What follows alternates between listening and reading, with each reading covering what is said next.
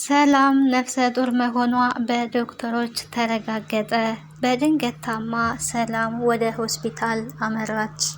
ሆስፒታል ስትሄድም አብረዋት የነበሩት አቶ ደረጀና ዳጣ ነበሩ። ምርመራ ሲደረግላት ሰላም ነፍሰ ጡር መሆኗ ተረጋገጠ።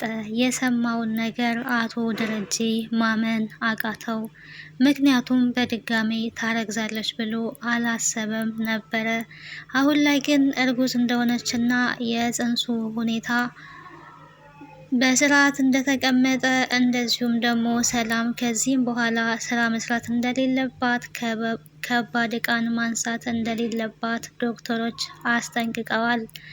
ሰላም እንግዲህ በጣም ድክም ይለኛል ስትል እንደነበረ በባለፈው ሰምተናል። ነገር ግን አሁን ላይ እርግዝናው እየገፋ ስለመጣ ምንም አይነት ስራ እንዳትሰራ ከባድ ዕቃም እንዳታነሳ ዶክተሮች አዘዋል። አቶ ደረጀ እንግዲህ ግራ በመጋባት ይገኛል። ምክንያቱም ሰላም ታረግዛለች ብሎ አልጠበቀም ነበር። አሁን ላይ ሲረጋገጥ እንግዲህ ጽንሱ ገፍቷል። አቶ ደረጀ ግራ የተጋባው እንግዲህ ሰላም የቤት ሰራተኛ ናት። እቤት ውስጥ አሁን ስራ አትስራ ማለት እንዴት እችላለሁ? ማርቲስ ይህንን ነገር እንዴት አምና ልትቀበል ትችላለች? ትዳሬ መበጥበጡ ነው በማለት ጭንቀት ውስጥ ይገኛል። ለሰላምም እንግዲህ እኔ እኮ ሁለተኛ ትወልጃለሽ ብዬ አላሰብኩኝም ነበረ። ዳጣ በስህተት ተፈጠረች። ይኸው ከ18 ዓመት በኋላ ልጃችን ዳጣን አገኘናት። ሁለተኛ ስህተት ትሰሪያለሽ ብዬ አላሰብኩኝም። ምንድን ነው ማድረግ ያለብኝ? ትዳሬ አሁን መበጥበጡ ነው። ከዚህም በፊት ትዳሬ እንዳይበጠበጥ ዳጣን እንግዲህ ወንድሜ አውጥቶ ጥሏት ነበረ። አሁንስ ምንድን ነው ማድረግ ያለብኝ በማለት በጭንቀት ውስጥ ይገኛል። ዳጣም ያየችውን ነገር ማመን በጣም ተስኗታል። እናቷ ሰላም እርጉዝ መሆኗን ስታውቅ እንዴት እንደዚህ ሊሆን ቻለ? እንዴት እንደዚህ ሊፈጠር ቻለ? በማለት ግራ እየተጋባች ትገኛለች። አሁን ላይ ለሰላም እንግዲህ አቶ ደረጀ ከዚህ ቤት ሌላ ቦታ ወስጄ ተከራይቼ አስቀምጥሻለሁ እንጂ ማርቲ ይሄንን ነገር ከሰማች ትዳሬ ይበጠበጣል። ታውቂያለሽ እኔ ራሴን ከምወደው በላይ ማርቲን እጅግ አብልጬ እወዳታለሁ። ማርቲ ሁለት ቆንጆ የሆኑ ልጆችን ሰጥታኛለች፣ አቢጌልንና ውሃን። አንቺንም እወድሻለሁ። አንቺም ይኸው ዳጣን የመሰለች ልጅ ሰጥተሽኛል። ነገር ግን ቤቴ እንዲበጠበጥ ስለማልፈልግ በባለፈው ማርቲ ሰላም ራሷን ትቻል ወጥታ አግብታ መውለድ አለባት ባለችኝ መሰረት አሁን ላይ በዛ ሀሳብ መስማማት አለብን ብሎ ከሰላም ጋር እንግዲህ ውይይቱን ጨርሷል። ሰላምም በሀሳቡ ተስማምታለች። ምክንያቱም ከዚህም በፊት ማርቲ ወጥተሽ የራስሽን ህይወት መኖር አለብሽ፣ ማግባት መውለድ አለብሽ ብላ ስትነግራት እኔ ከዚህ በኋላ ወጥቼ ምን አገባለሁ? ምንስ እንዴትስ ወልዳለሁ? አሁን እኮ እድሜም ሄዷል ስትል ነበረ ለማርቲ ስትመልስላት የተመለከት ነው። እርግጠኛ ነሽ? ምንም አይነት ህይወት አትፈልጊም? ገና እኮ ነሽ። አሁንም ቢሆን እድሜሽ ገና ነው። ምንም አስበሽ አታቂም ስትላት እንግዲህ ማርቲ አይ ለኔ እዚሁ መሆን ይሻለኛል የሚል ምላሽ ነበር የሰጠችው።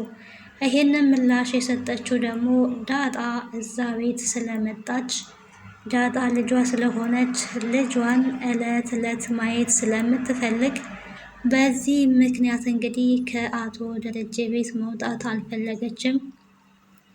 አሁን ላይ ግን አቶ ደረጀ እንግዲህ ተደናግጧል። ምክንያቱም የተዘጋውን ፋይል ማርቲ አውርታው እንግዲህ እሺ አትልሽም ብሏት ነበረ። እሷም እሺ እንዳላለቻት መልሳላት በቃ ፈቃደኛ ከሆነች እዚሁ ከሆነ መቀመጥ የምትፈልገው ትቀመጥ፣ መብቷ ነው። ግን እስካሁን እኛ ቤት ለፍታ ምንም ነገር ሳትይዝ እንዳትወጣ ባላት ገንዘብ ላይ የሆነ ነገር ጨምረን የራሷ የሆነ ነገር ማስያዝ አለብን እንጂ ዝም ማለት የለብንም እዚህ ቤት ግን እኖራለሁ ካለች መብቷ ነው። ልናስገድዳት አንችልም። ባለውለታችን ናት። ልጆቻችንን እያሳደገችልን በቃኝ እስከምትል መቀመጥ ትችላለች። መብቷን አንጋፋም ሲል ነበረ። አሁን ግን ሰላም እርጉዝ መሆኗን ሲያውቅ እንግዲህ ለማርቲ አሁን ላይ ሳስብበት ባለፈው አንቺ ያሰብሽው ሀሳብ ትክክል ነው መሰለኝ፣ ቆይቶም ቢሆን አሁን ገብቶኛል። ባለፈው ሰላም ወጥታ የራሷን ህይወት መኖር አለባት፣ ራስ ወዳድ እንደሆንኩኝ ተሰምቶኛል ስትይ ነበረ። እኔም አሁን ላይ ሳስብበት አንቺ ከኔ የተሻለ ሀሳብ አስበሻል። ስለዚህ የሰው ልጅ ድሃ ስለሆነ ብቻ እድሜ ልኩን ሰው ቤት መኖር የሚፈልገውን ህይወት ሳይኖር መቅረት የለበትም። ሰላምን የራሷን ህይወት እንድትጀምር ማገዝ ነው ያለብን በማለት እንግዲህ ማርቲን እያወራት ይገኛል አቶ ደረጀ። ግን እኮ በባለፈው ሰላም እምቢ ብላለች፣ እሺ የምትል አይመስለኝም፣ እዚሁ ነው መሆን የምፈልገው ብላለች። አንተም ደግሞ ልጆቼ ስለሚወዷት ባትሄድ ይሻላል ስትል ነበረ ስትለው እንግዲህ ቆይቶም ቢሆን ገብቶኛል፣ አንቺ ያሰብሽው ሀሳብ ትክክል ነው፣ ምክንያቱም የራሷ ህይወት ሊኖራት ይገባል በማለት ለማርቲ መልሶላታል። እንግዲህ እኔን እምቢ ብላለች፣ አንተ ነሽ የምትል ከሆነ ማናገር ትችላለህ፣ ከተስማማች ደስ ይለኛል። እውነቱን ለመናገር ከዚህ በኋላ ወጥቼ ምን አደርጋለሁ? እድሜም ሄዷል ስትለኝ የጥፋተኝነት ስሜት ነው እየተሰማኝ፣ በጣም አሳዝናኛለች በማለት እንግዲህ ማርቲ ስትመልስ እንመለከታለን። እንግዲህ አሁን ላይ አቶ ደረጀ ምንም አይነት አማራጭ ስለሌለው ሰላምን ከቤት አውጥቶ ሌላ ቤት ማስቀመጥ ነው። ሰላምንም በዛ መልኩ ነው ያሳመናት። አንቺን እወድሻለሁ፣ ዳጣን ልጄንም እወዳለሁ። ይሄንን ነገር ግን ማርታ ከሰማች ትዳሬ ስለሚበጠበጥ እናንተ ሌላ ቤት ትሆናላችሁ፣ ሌላ ቤት እየተመላለስኩኝ እጠይቅሻለሁ፣ እንከባከብሻለሁ። ይሄንን ነገር ግን በፍጹም ማርቲ መስማት የለባትም በማለት አቶ ደረጀ ሰላምን አሳምኗል ማለት ነው። ማርቲ እንግዲህ ከኋላዋ የሚሰራውን ሴራ አንዱንም አታውቅም።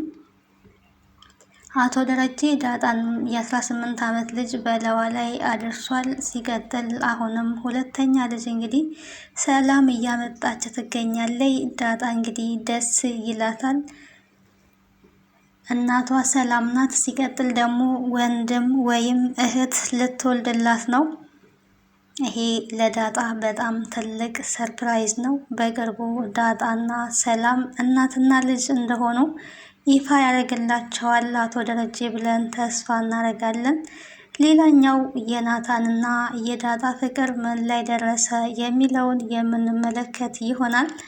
እንግዲህ ናታን ዳጣን ይቅርታ ጠይቋታል። እንደዚህ ብዬ እኔ ብጽፍ እንኳን አንተ እንደዚህ መሆን የለበትም፣ እኔ ወንድምሽ ነኝ ብለክ ነበር መጻፍ ያለብክ፣ ይሄን ሁሉ ግን የጻፍከው ከምርክ ነው ወይ የሚል ጥያቄ አቅርባለት ነበረ። ያቺ ኤቢ ናት፣ ካስከፋውሽ በጣም ይቅርታ ዳጣ ብሎ ይቅርታ ጠይቋታል። ከወጣች በኋላ ግን አንቺ ለኔ ስሜት ካለሽ የራሴ ማድረግ አለብኝ፣ ስሜት ግን ለኔ ከሌለሽ ከልቤ ለዘላለም አውጥቼ የምጥልሽ ይሆናል። ግን ያነበብኩት መጽሐፍ ለዚህ ሊረዳኝ ይገባል። የራሴ ላረግሽ ግድ ነው። እንደወደሽኝ እንዳልወደሽኝ ደግሞ ማረጋገጥ አለብኝ ብሎ እንግዲህ ናታን ዳጣን እየፈተነ ይገኛል። ቢሆንም ግን የማይሆን ስራ ነው እየሰራ ያለው ናታን። ትልቅ ስህተት ነው የሰራው። ዳጣን ለማስቀናት ከማይወዳት ከኤቢ ጋራ ፍቅር የሚመስል ጨዋታ ነገር ጀምሯል። ይሄ ደግሞ ለኤቢ በጣም አስደስቷታል። ኤቢ ሁሌም ከናታን ጋር መሆን ስለምትፈልግ በጣም ተደስታለች። መጽሐፍ ልገዛ ነው እንሂድ አብረን ሲላት እንግዲህ በጣም ነው በደስታ የፈነደቀችው። ምን ላድርግ? ሽቶ ልቀባ? ልብስ ልቀይር? ወይስ እንዴት ልሆን እያለች እየተመነቃቀረች ትገኛለች። እረ ምንም ባትለብሽም እንደዚሁም እኮ አንቺ ቆንጆ ነሽ በማለት ዳጣን ለማስቀናት ሙከራ ቢያደርግም ዳጣ ግን ምንም አይነት ፊሊንግ አልተሰማትም። ይመቻቹ በማለት ነው የሸኘቻቸው ማለት ነው። ኤቢ ደግሞ ካንተ ጋር መሄድ ካንተ ጋር መሆን በጣም ነው የሚያስደስተው፣ በጣም መታደል ነው በማለት በደስታ ፍንድቅ ብላለች። ነገር ግን ዳጣን ለማስቀናት እንደሆነ ኤቢም አልተረዳችም ማለት ነው። አፍቅሮኛል ወዶኛል ብላ በደስታ ተሞልታለች። ናታን ግን እየሄደበት ያለው መስመር ጥሩ አይደለም።